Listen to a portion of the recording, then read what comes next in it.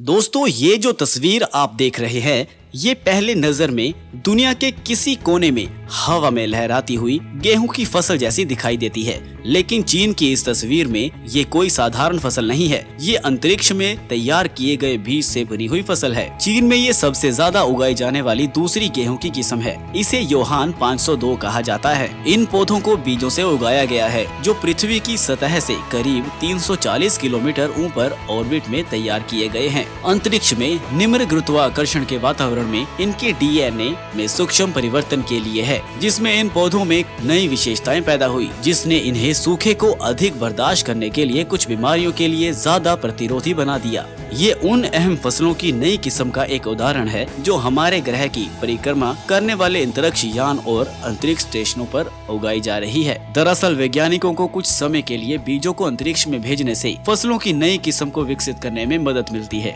ये फसलें एक अलग वातावरण में बहुत तेजी से विकसित होती हैं और इस तरह दुनिया की बढ़ती हुई आबादी की भोजन संबंधी जरूरतों को पूरा करने में मदद मिल सकती है। अंतरिक्ष में भेजे गए बीज माइक्रोग्रेविटी में रहते हैं। वहाँ वह बड़े पैमाने पर कॉस्मिक किरणों का सामना करते हैं, जो पौधों के विकास और परिवर्तन की क्रिया को बहुत ही गतिशील कर देते हैं। इस प्रक्रिया को स्पेस म्यूटेजेनेसिस के नाम से जाना जाता है। कुछ म्यूटेंट पौधों को बढ़ने के काबिल नहीं छोड़ते हैं, जबकि कुछ फायदेमंद हो सकते हैं। कुछ पौधे सख्त और ज्यादा बढ़ती हुई परिस्थितियों का सामना करने के काबिल हो जाते हैं और कुछ और एक पौधे से ज्यादा उत्पन्न होता है, या ये तेजी से बढ़ते हैं या इन्हें कम पानी की जरूरत होती है। जब उन्हें पृथ्वी पर वापस लाया जाता है तब ये अंतरिक्षीय नस्ल वाले पौधों के बीजों का सावधानी पूर्व परीक्षण किया जाता है और नई नस्ल की प्रोसेसिंग से गुजारा जाता है, ताकि लोकप्रिय नस्लों की किस्में तैयार की जा सके। दोस्तों, आपको बता दें कि चीन में साल 1987 से स्पेस म्यूटेजेनेसिस का प्रयोग चल रहा है और इस तकनीक का लगातार उपयोग करने वाला चीन दुनिया का एक अकेला देश है। तब से चीन ने फसलों के बीजों को ऑर्बिट में ले जाने के लिए दर्जनों अभियान चलाए हैं, जिन्हें चीनी वैज्ञानिकों ने 1990 के दशक में पहली अंतरिक्ष की नस्ल यूजियो 1 नामक मीठी मिर्च की